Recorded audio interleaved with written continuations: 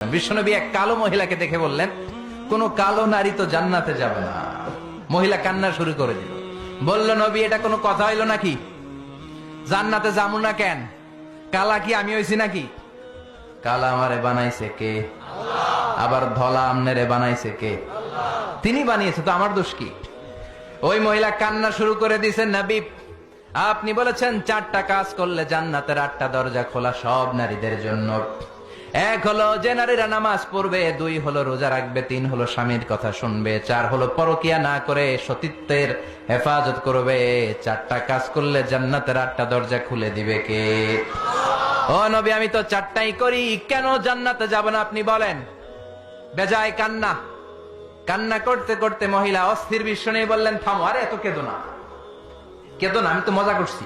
কি করছি? I am just kidding you. আমি মজা করেছি, আমি ফান করেছি, আমি তো রসিকতা করে বলেছি তুমি যখন জান্নাতে যাবা তখন এরকম কুচকুচে কালো থাকবা না, তোমাকে পূর্ণিমার চাঁদের মতো সুন্দরী বানায় দিবে কে?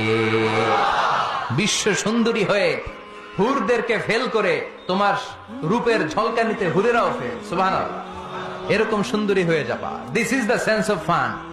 বিষ্ণুবী কিন্তু মাঝে মাঝে এরকম ফান করতেন। সুবহানাল্লাহ।